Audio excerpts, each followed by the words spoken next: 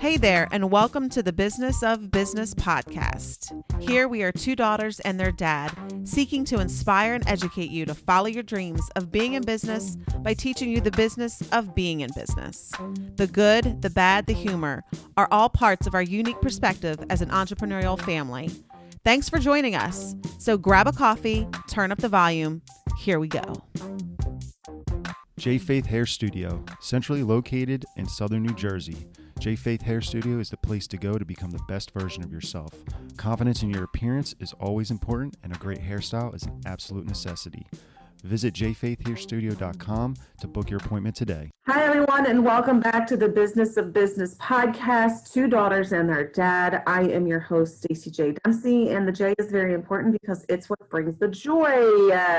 And I have with me, per usual, the dad and the other daughter. Say hello, everyone. Hello, everyone. Hello, everybody. So we are performing our podcasts via Zoom to be respectful of all things COVID-19. So bear with us if we have some technical difficulties, but I think we have it all figured out at this point. So with that being said, I kind of want to talk today about hoping for the best, but preparing for the worst, as our businesses have lived through one shutdown with COVID-19 and have reopened. And now that the cases seem to be rising in the United States, some states being shut down, some states having additional restrictions, how are we preparing our businesses for the potential the potential of being shut down again? And I know that Jack and Jennifer have some insight on, kind of how they are preparing, how they are staying optimistic, and how they are choosing to show up for their employees and their clients. So, Jen, I know that your business in particular kind of might be a little more at risk in the insurance industry of, physically being shut down and not being able to perform, doing hair. So what are you finding are some of the challenges and, but ways of staying optimistic? How are you feeling about everything? It's a lot. It's definitely a lot. But I think the first thing is the right mindset.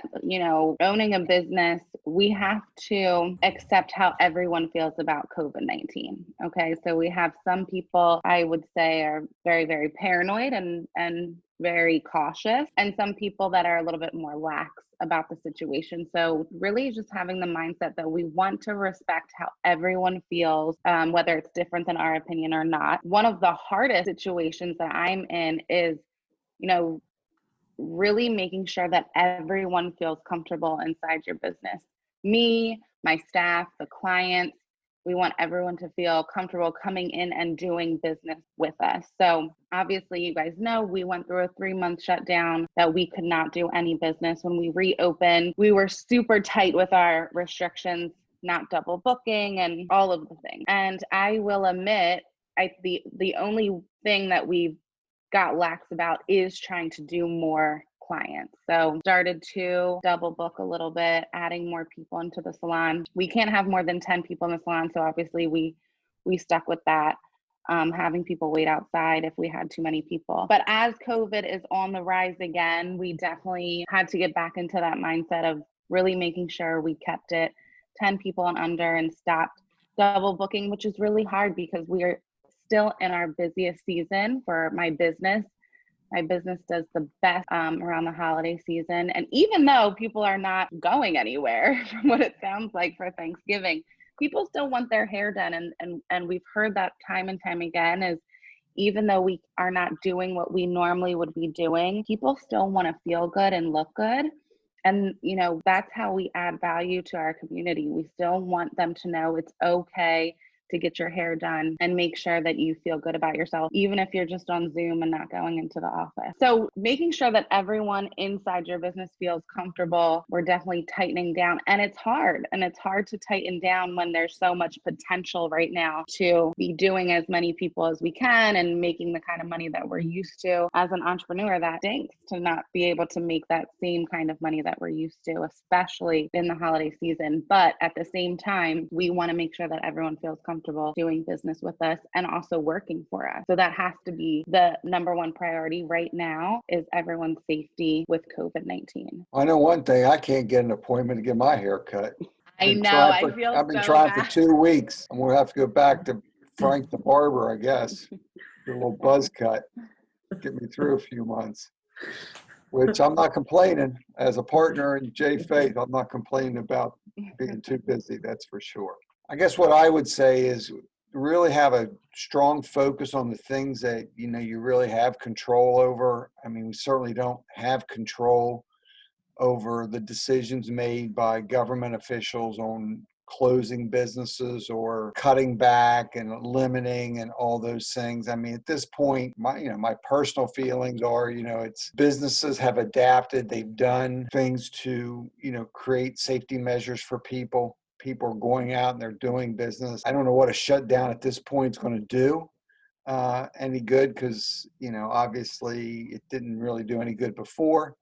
As soon as people started going back out again, obviously the cases were on the rise. So I'm just hoping they don't get too out of hand with restrictions or closing down businesses. But I am hearing that they're going to close down gyms and things like that. So I hope that's not the case. Control what you can control. And as Jen was saying, if you have a business that has public exposure, whether it's in her type of business where people are coming in, just really have a very good system of trying to protect people, protect your employees, and communicate with everybody. And I think the other thing too is to continue to the best you can, remind people or give them resources, especially your employees, because I know that's a big deal. People are concerned about getting the virus at work. But again, just trying to remind people that of where where your particular area is at, where, how many cases are. I mean, we're monitoring that here, and we're just monitoring how many cases are in the area. Keep up, understanding what your area is and communicating that to your employees, because we hear what's out in the news of, COVID cases on the rise and all of that. But again, that can be very geographic and where you have certainly spikes in some areas that don't impact maybe your area. So I would just say control what you can control, make sure you understand what's going on in your area, communicate frequently with your employees and your customers, and that's the best we can do. Yeah, I know earlier we were talking about, once, since we've all kind of been through it once, that there, especially with you, Jennifer, there's businesses around you that you've talked to that have said, we are hiring for if we can't do X, Y, and Z, and how we will replace that service with something else, like able to dine in, but they're going to go back to curbside pickup and things like that. So are you seeing more of that? Do you guys feel the same way as far as, we've kind of been through this once, we're kind of preparing, we didn't do this great last time, but this time around, if we have to do it, we'll do it differently? I think that's one of the big positives that's coming out of all of this, is that we have been through a government shutdown once. So if it happens again, you almost feel a little bit more prepared, no matter what industry you're in. And you learn from what you did wrong the first time. Obviously with my business, that it's really, really hard to do anything outside of the walls. But yeah, in our strip mall, we have a few food places, and the conversation is, if it happens, we're going to be ready. So for the food industry, again, if we're going to see another shutdown, we're going to see indoor dining closed, gyms and things like that, obviously, before it gets to hair salons and nail salons. And I think entrepreneurs, business owners are ready for it to happen again, hopefully. If they're not, I don't know what to tell you. You should be. But yeah, we're ready. I mean, and again, so this past week, we've just seen an overflow of people rushing into the salon to say, I moved my appointment up a week early in case you guys get shut down. I hope you don't get shut down. And so what does the conversation look like for that? And that had to be a conversation with the team to just reassure them that we need to reassure our guests and really make sure that they know that we're going to do everything in our power to not shut down. Dempsey Weiss and Associates is a multi-line insurance agency successfully meeting the insurance and financial needs of the landscaping, business contractor, and agricultural community in southern New Jersey and southeastern Pennsylvania since 1989. To learn more, visit us at www.dempseyweiss.com. And then on the other hand of that, my team is looking at me. And I had a stylist come up to me in private and just say, please tell me if we get shut down again, that the salon will be okay. So what does that look like? I mean, again, I've called Dad and had my freak out moments, like they can't shut us down again. So how do we turn that around and be a leader for our team and the clients? Because they are looking at us in these hard times for guidance. We have to be as positive as possible. And one thing I did learn, like you said, Dad, the first shutdown is I had to learn very quickly that I cannot be stressed out or worried about things that are completely out of my control. And that's the message to my team, is we're not going to worry about things that we can't control. We're going to just continue to show up, do the best we can. And our clients don't want to hear about our problems. So keep the conversation light and airy, and make sure that everyone's safe, and to reassure them that, yes, listen, we made it through a 3-month shutdown before. I will do everything it takes to make sure we have a salon to come back to if it happens again. And other than that, we're in there busting out beautiful hair. I don't know what else to say. I mean, in our case, we're certainly not going to be shut down, but where it impacts us is just the comfortability of potentially new clients or clients, getting together, having face-to-face meetings. We definitely, once things opened up more, you definitely saw where people are more comfortable coming into the office and having meetings in our conference room. We assure them that it's wiped down, and coming out to their businesses if we're meeting them at their location, their homes. So we definitely have seen where people have gotten more comfortable with that. Our vulnerability is more, if things really start to heighten and that messaging out there in the media, we could definitely see where people would start to kind of feel like, okay, well, we need to try and do things by phone or Zoom. And again, we can do that. And that's an innovation that we got better at, through COVID. It's better to meet with people. It's better to have that meeting face to face. It's better to be able to sit across from someone, even if you have a mask on and social distance, than try to do business, our business through the phone. So again, we're just going to continue to communicate that, we're here, we're open for business. It may be looking differently than it does today if we have to go back to being more remote somehow, some way with our staff. But just again, assure people we're keeping everything wiped down. We have protocols in place that should make them feel relatively at ease about coming in and doing business in person. So that's just the approach that we're going to be taking and have been taking, and just keep that communication up.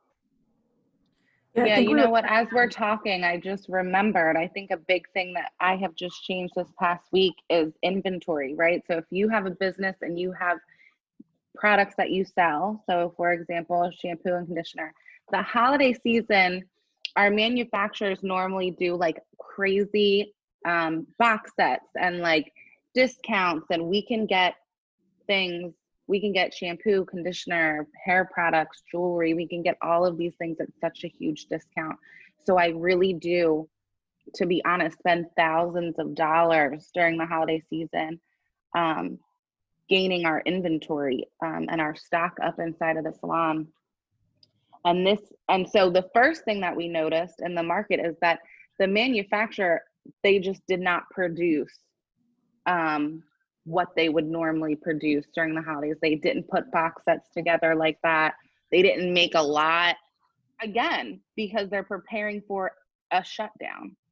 And so, you know, that really made me look at our business and say, well, first of all, we can't invest thousands of dollars into products, even if they are at a discount, right? Because we don't want them sitting around for 3 months not moving. So we really, you know, I just shifted to really purchasing what we need on a week-to-week basis. So if we do go into a shutdown, we don't have a ton, you know, above and beyond amount of products than we normally would.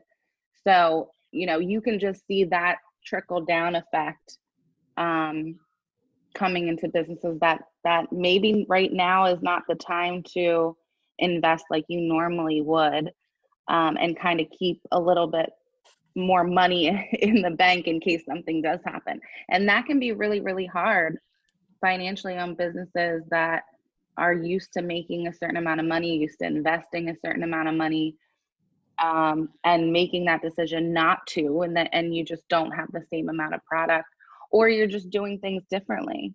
So that's been a major thing that we have changed this time around as COVID starts to go up. Yeah, that's a really good point, Jen. I know that in my nonprofit life, you know, where we are preparing meals to be delivered to, you know, people that are, you know, vulnerable people that are in our community, and the demand for, you know, this bulk food has gone up, but the you know, it's just not there. It's just not there. And so we have had to become extremely creative how to actually get the food that we need to prepare. And one of those ways was actually linking with local farmers who do CSAs. So rather than going to the bigger companies that we've kind of always relied on to buy things in bulk at, you know, what we felt like was a discounted rate, what we've found is that by, you know, actually, I mean, we have to do a little bit more work, but actually really partnering with other, you know, other people in our community to get those same services so that we can save money on the food, you know, so that we can feed more people. We had to become creative because, like you said, that kind of trickle down effect of, you know, what is needed and the price going up, and, you know, and all of that, we've had to really become, you know, much more creative on where we get it, but also more conservative on how we spend it. And really taking a hard look at our mission to make sure that we are doing what our mission says it is, and not really reaching too far outside of that. Where before we maybe would have, you know, kind of done more work to provide some services to people that we just don't typically do. But now it's really like sometimes we have to say no to certain things because things are just that tight. So I think that, you know, and also preparing for potentially another shutdown where, you know, we're not going to be able to have food on the doors of the people that need it. Now, what does that look like? And really preparing for it. And even going back to having the office staff for the organization go back to working part-time to start getting used to, you know, having to work in the office part-time and working at home part-time when we have staff that's typically hasn't always been real strong at working from home. So starting that process now so that if it happens, it's not such a blow to us. At least in our nonprofit world, I know here at Dempsey Weiss, I had clients that never even knew that we technically closed our doors, but we were open. And some people who thought that we were not essential workers and that we were shut down altogether. So it was like one thing or the other. Either people didn't even know that, you know, like we were working from home, or people who thought we were totally shut down. It was, you know, pretty interesting. So any final pieces of advice that you feel like, you guys could give to people as we, really start going into the holiday season, looking into the new year. I know this is a lot, this is a time when people start really looking at what their financial goals maybe are for the upcoming year. But knowing that we are still living in all things COVID. So anything that you guys could maybe share with our listeners as we go into these final months of 2020?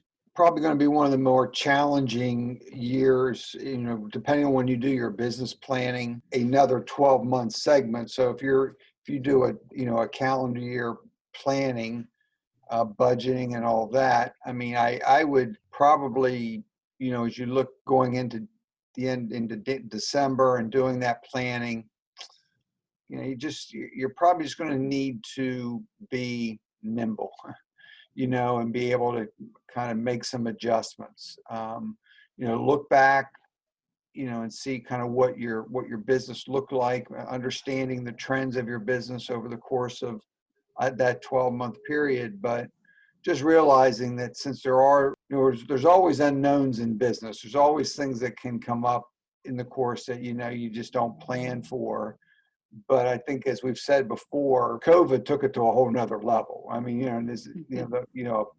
pandemic is not something that, you can kind of think about what would business be like if we went into a recession or something like that. But this is just a whole different situation that you just can't really even think through. So I know just trying to be nimble, but not let it prevent you from doing planning. I mean, I think that's the key. A lot of people might say, I don't know what the next 2 weeks are going to be. How in the world am I going to plan for the next 12 months?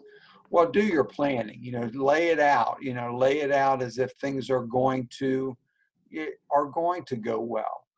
Because there are some things out there that are different now than the first time around when COVID was so new that nobody really understood it all. So there is a lot more understanding around COVID-19 now than what there was the first time. So I would still plan for, 2021, lay it out as if it's going to be a good year to do business. It could be one of the best years ever.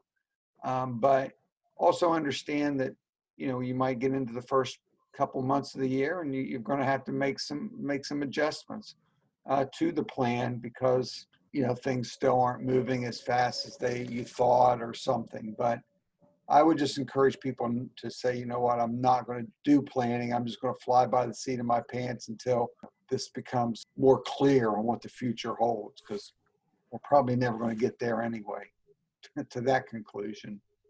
Yeah, I really want to share one thing with our listeners. The beginning of January 2020, I had a plan for my business to remodel. I had a designer and a carpenter, and we had it all mapped out of this plan of what we wanted the salon to look like. We're coming up on 5 years, so I thought it's time to remodel a little bit. So, we started the first half of the plan, and as soon as the government shut us down for COVID, we had already invested half of the money. So during the 3-month shutdown, they installed the first piece of furniture that I had built. And at that time, I told the team that stop the project because I truly don't know what's going to happen. So we stopped the project and we only had half of the work done. And again, we were already financially committed to updating the salon. So we reopened in June. When was it, Dad? When was it? September? Maybe around September. I called, the carpenter back. I called the designer. I said, let's finish our project that we had planned January 2020. So 99% of our plan has been completed. There's like a few lights that, we wanted to put in that we haven't put in yet. So the point of the story is, we had a plan in January. It stopped in March. I wasn't sure if we would complete it or if we would even get to use the new furniture inside the building. And here we are ending 2020 and with brand new furniture. It's so beautiful. I'm so proud of it. Something that should have took 3 months took a whole year. So I hope that encourages someone to say, you, even with a plan, things happen and you can always go back to the plan. And if you had a business starting in 2020 and you still have that business, then you should be very proud, because I do know of many businesses that truly did not survive COVID-19. And if you have, and especially if your business is thriving, you should be very, very proud of yourself for that. Yeah, that's a good point. I know back when we went through the Great Recession in 2008, 2009, and yeah, things were, we kind of forget that was, over 10 years ago now, but it was, things were tough. There was a lot of nervousness out there. And what I noticed coming out of that and looking back is that the businesses that stayed, that didn't reel back and just, kind of take a pause, but, tried to stay with their plan, stay with what they were trying to get accomplished. And in some cases, even increase their investment into their business during that period of time. Not only did they come out of it quicker, they just came out of it financially stronger, and the business really took off for them. So I guess, as Jennifer was describing there, to, stay the course, continue to, follow through, and just not let this thing just push you back to where you just feel like you're paralyzed. Well said. Well, Jack and Jennifer, thank you. Per usual, you guys did a wonderful job and all that insight. We do want to ask our listeners to go to our Facebook page, which is the Business to Business, Two Daughters and Their Dad. And we'd love for you to submit any questions that you have for us. We'd love to answer them in an upcoming episode. We just want you to know that we appreciate all of our listeners. Please be sure to share us with all your friends and family. Don't keep us a secret. It's too good. It's just too good. So don't keep us a secret. And until we can all be together again, please be safe, and we will see you guys next time. Bye. We want to thank you for listening today. Please subscribe so you never miss an episode. Leave us a positive review. And we want to say thank you to our sponsors, Dempsey Weiss & Associates and J. Faith Hair Studio.